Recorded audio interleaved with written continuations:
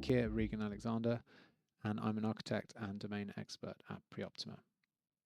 Today we're going to run through some of the key features of the app, and I'm going to show you how I like to use it on projects and how I can go from, say, a model in SketchUp all the way through to data exports for carbon analyses on the other side. We'll go through it step by step. Hopefully it'll be simple, and these will be workflows that you can repeat in your own practice. One of the questions we get regularly at Preoptima is how to smoothly bring your geometry from your project setting into Preoptima so that you can run your analyses. So I'm going to run through that step by step now. Here on the screen we have a simple massing geometry on the left, which is modeled in SketchUp, and these are the export settings that I'm using to get the model from SketchUp smoothly into Preoptima. When you get to your export settings in SketchUp, you want to make sure that most of the boxes are deselected except triangulate all faces. We can have that one on, but the others are left unticked, including swap YZ coordinates, Y is up. That line wants to remain unchecked. If it is checked, then the model can be brought in the wrong way around and Preoptima will struggle to read the geometry.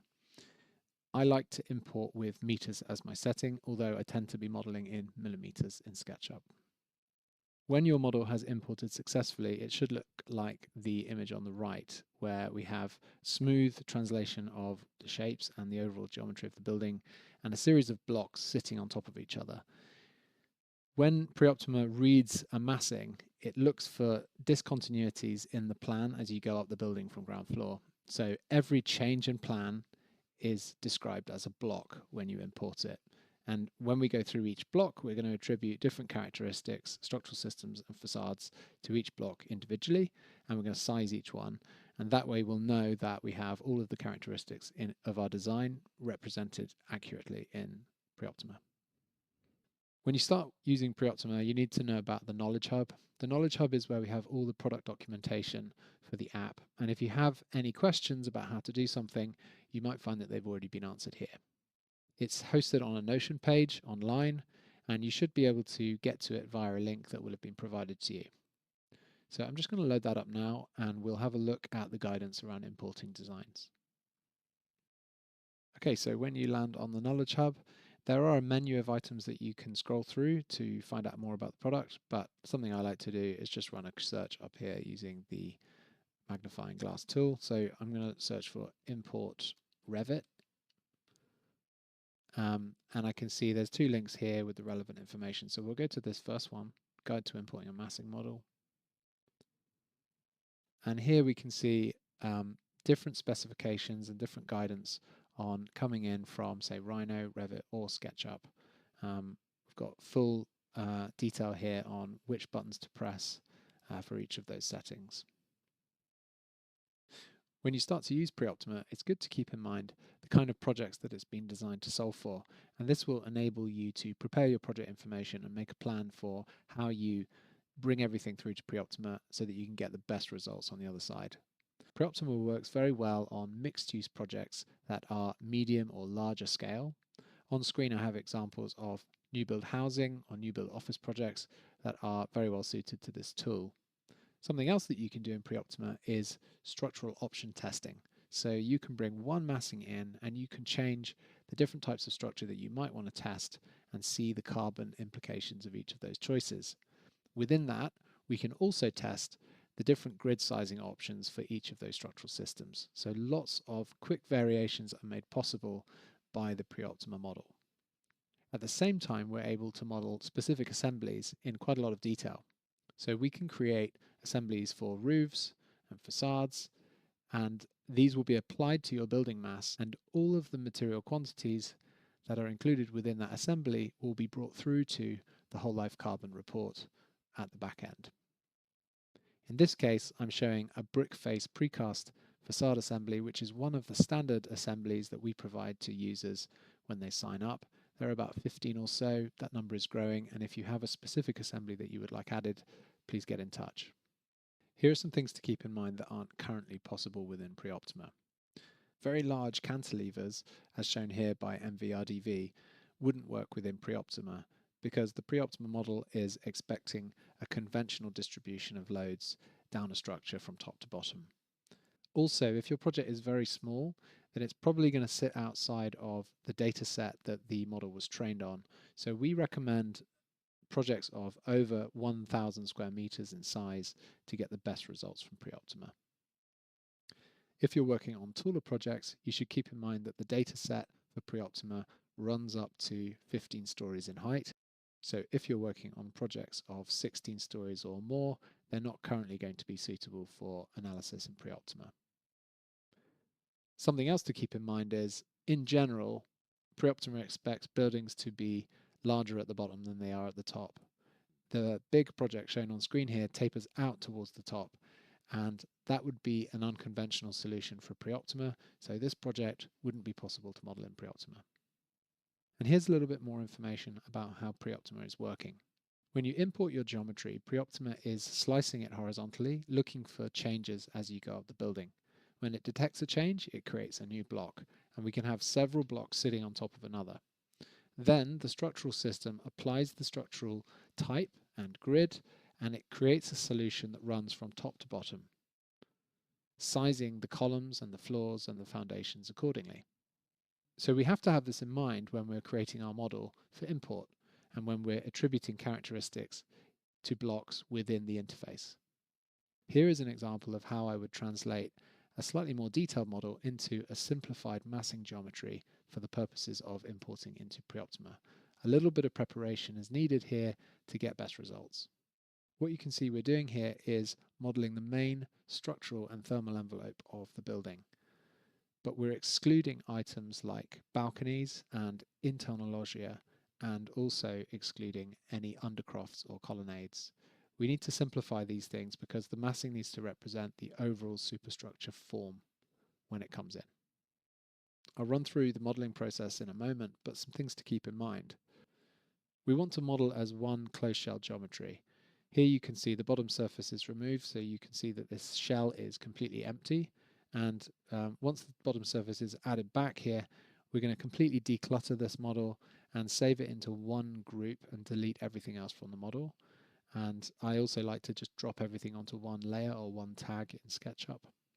The final thing to do is to make sure that your model is close to the model origin, and that will make the import more smooth in terms of placing your building onto the site. Once it's in, we can actually move it around in Preoptima to position more precisely. And here are the export settings again from SketchUp. Untick all the boxes except triangulate all faces. Make sure that swap YZ coordinates is unchecked, and export in the unit meters.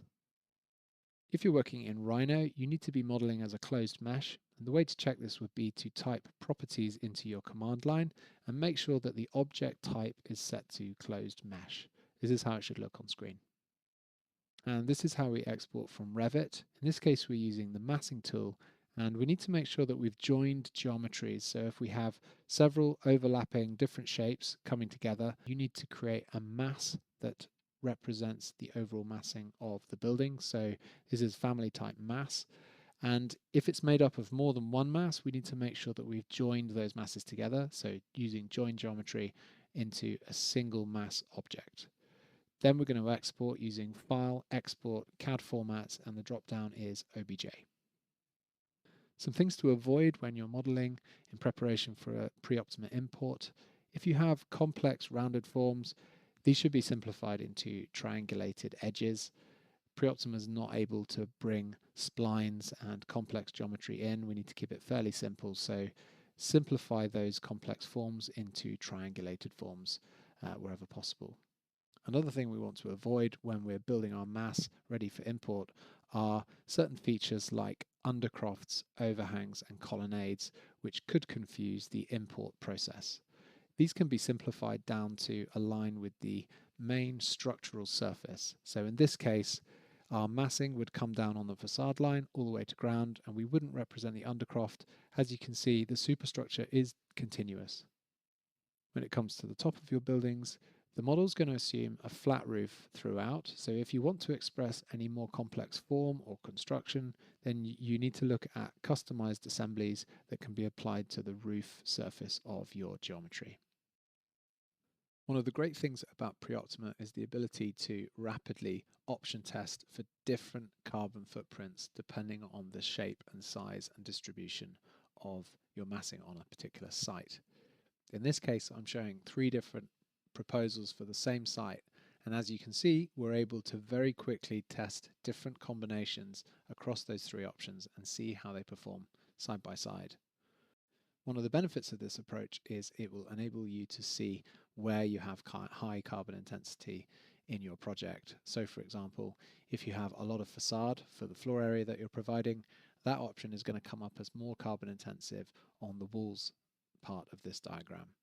If you have a tower which is distributing the area into a higher form, it's probably going to have a more carbon intensive foundation design. And these can all be seen side by side in the Compare Designs area of your project. And when it comes to carbon, when you're using Preoptima, you will really get the sense that form begins to matter. In this example, I've brought in the same building area, but expressed in 3 different forms and against 5 different structural solutions. So the first form is a really simple block. The second form is horizontal plan steps into that block, same area overall.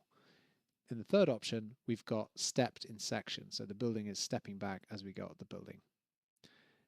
As you can see on the grid, the most carbon intensive option happens to be concrete on a 10.5 by 10.5 grid with the plan stepping option here. That's coming in at 973 kilograms of CO2 emissions per square meter for modules A1 to A5. Compare that to concrete at a grid of 6 by 6 meters for the simple block form, and we can drop that right down to 739 kilograms of carbon emission per square meter. And this is really the unlock for Preoptima, is we can see how different solutions on the site translate directly into your overall carbon footprint and how does that align with your targets. And here's how you change between structural systems. Once you've brought your building mass in, you can go back into the blocks and you can edit the structural system. So you can swap between different structural types. In this case, this would be a timber structure, but we can flip to concrete or steel or hybrid solution. And in each case, we can describe the grid in 2 dimensions. So if you're not working to a 6 by 6 or it's a 6 by 8 or a 7 by 9, those can be expressed as 2 different fields. The floor loading in this case is set to 2.5 kilonewtons per square meter, but if you want to show a higher floor loading or a lower floor loading, you can adjust that and you can see what that does to your carbon footprint. At the same time, there's a setting for structural solution, whether they be fully optimized or rationalized. Fully rationalized would create fewer types of, say, columns, but you would have more redundancy built into columns that didn't need to be as large for the benefit of having them all the same. In a fully optimized solution, the system is going to be sized just for the structural requirements and less for having repeated types throughout the project. Once you've imported your building mass, you've established your structural system, you're going to look to apply different facade systems. These can be built to your specification in the Assemblies tool. However, we've also pre-made about 15 external wall types that are typical for UK construction, and you can apply these to your designs, or you can pick them up and edit them yourselves with your own materials so that you can see the impact of change on the final carbon footprint. In this case, I'm showing a selection of 4 assemblies that we've made to show you the level of detail that they've been modeled to. We have here a traditional hand-laid brick on a stainless steel bracket. Then we have a fiber cement panelized system, rain screen solution on a helping hand system. The third example is a traditional flat precast panel with mineral wool behind and a lining behind that. And in the final example, we have brick face precast with mineral wool behind and the lining behind that. In each case, we've modeled these systems to a high level of detail and to conform with the CWCT guidance on measuring embodied carbon in facades. This is a selection of 4, but as I said, I think we're up to about 15 now, and that list is growing as more requests come in. And here you can see the level of detail that's gone into the creation of these assemblies. we're modeling the visible parts, but we're also modeling the bits that can't be seen, the fixings, the bolts, the different bits that make these systems go together, including things like membranes and insulation of different types and boards of different types, etc., etc. Once you've taken all this into account, you can get a much more accurate picture of your carbon footprint for your facade and apply it to all of your design options as you go. Once you've loaded up all of your design options, you can compare them in the tab Compare Designs, which shows the relative footprint of each option against each other on a system by system basis. From here, we can actually download the Whole Life Carbon report in PDF form, re-download the OBJ if we want to send it to someone, or download the Excel export to get the raw data. And this can also be done directly from the design area, where we can go to the top bar and download the PDF report at any time for the current design, or to download the data in Excel format. Okay, so I want to expand briefly on the modeling process in SketchUp as an example of how to take a slightly more complex model and simplify it for the purposes of import to Preoptima. In this case, the project proposal here has some balconies sitting outbound of the main structural and thermal envelope. We've also got some features for canopies over entrances, which are non-structural, and inbound loggia, where the structure itself is sitting on the outside. So in all cases, we want the massing that we bring into Preoptima to be on this plane. So we're going to aim for the outer face of the brickwork, and that's where your massing model should land. So let me show you how that looks when I bring in the massing that I'm going to import down so that you can see it sitting on top.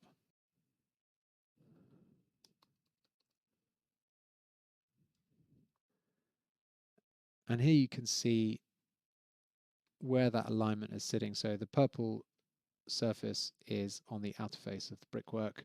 The loggia go back into that, but we're not going to model that level of detail. And the balcony can sit outbound of that line. And again, we're not modeling that detail for the purposes of Preoptima. The top surface is sitting at the finished floor level or of the roof, but we're not modeling the parapet in this case. And here again, you can see in this area of the building, we have some ground floor expression in the facade and some balconies sitting outbound of the actual facade line. But again, we want to model this outer facade line and not the inbound level of glazing or indeed the outset balconies. And here's how that looks when you bring the import massing over the top of that. So again, we're not including the balconies, we're not including the parapet, and we're modeling to the top of the roof.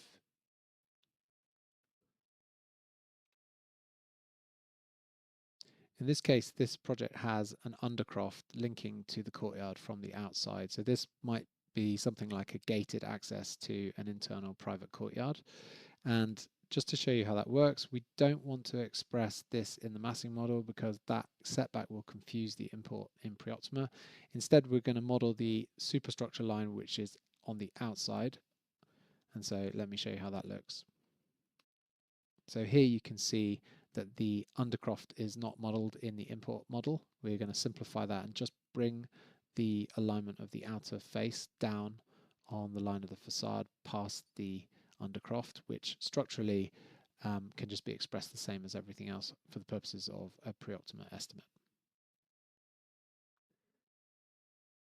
As you can see here, the model import position is close to the model origin, and I've actually traced the outline of the site as well, just to make this extra accurate. But we now have a feature to reposition the models into Preoptima once they've come in, so that's less of a critical point. But generally, try and model close to the origin point for smooth import. Okay, and once we're ready to import, I like to create a completely new file that's completely clean and paste that massing geometry that's been created in place, and this will paste it right next to the origin, hopefully in a good position ready for import, and it does avoid bringing any clutter or any unwanted data into this export file. So this will now be my export file. I'll save it, and something else I need to do is turn this into a single shell. So at the moment these are all coming in as groups, so I will explode these and then delete the internal geometry just to make them nice and clean.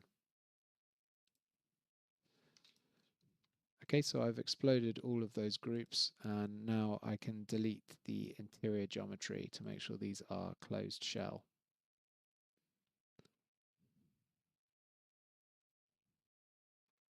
Okay, all the internal geometry has now been removed, and we can zip this back up to make the complete closed shell. So I'm just putting another surface on the bottom, and now that's all in one group,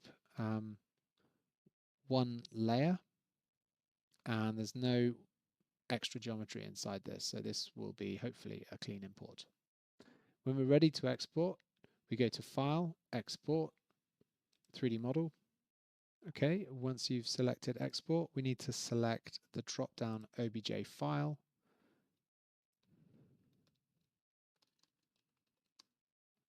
And when we do the options, we get this box come up. So we just want triangulate all faces selected. We're going to untick this one. We're going to untick this one, and we want model units set to meters. When all that's done, you can press OK and export. And there we go, it's exported. So we'll go over to Preoptima now and see how we've done. Okay, I'm over in Preoptima, and in my project area I've created a site. This is the blue boundary here. When we're ready to import our OBJ, we're going to go down to Compare Designs. And the first time you click on Compare Designs, you'll be invited to upload your geometry or to apply simple geometry. So if we start with that, this is for very, very, very early speculative stages before you've done any design, but you know roughly how large your building is going to be.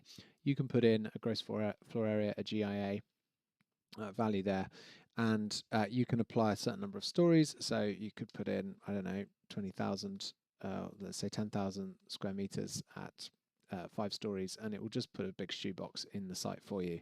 As soon as you've got a mass design, you're going to get much better results by uploading that geometry more precisely and working with that shape, and then uploading any new shapes that you create as you go.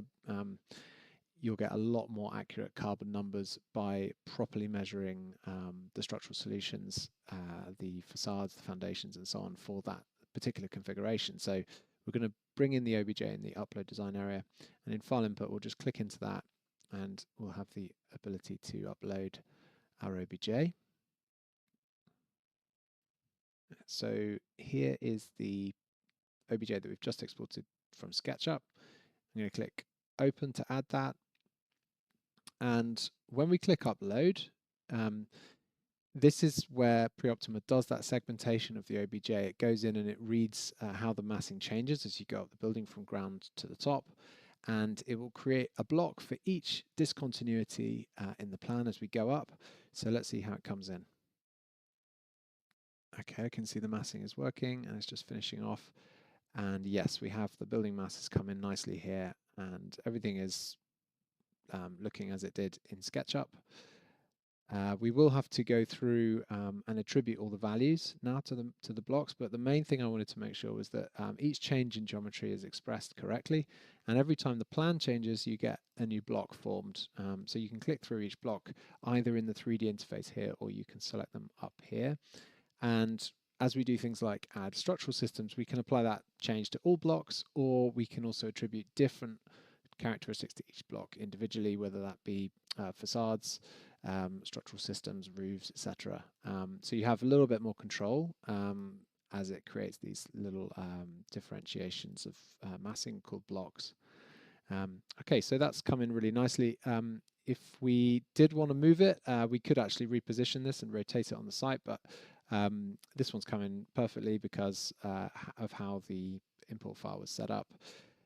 So yeah, we're ready to now attribute different characteristics to this massing, structural system, facades, roofs, etc. So we'll do that and then we'll proceed. Okay, so we've imported the massing in successfully here, and I've also gone through and attributed all of the different building characteristics to the design, and you can see everything's looking good. So the thing I want to draw your attention to on this study is the facade makeup here. So I'm using 2 different solid facade types. The first type is a hand-laid brick on a shelf angle and SFS backing. So this would be a very traditional brick facade on a housing project like this in the UK. And there's a second type, which is a plain precast facade, and that's applied to the base condition of the building. So it's about 20% coverage. That's also quite a common facade type to see on this type of housing scheme. And we also have a glazing ratio here of 35%. So I just want to show you that, because what we're going to do next is play with one of the materials in this wall assembly to see what the impact is over here. So when we're ready to go, we can press LCA here.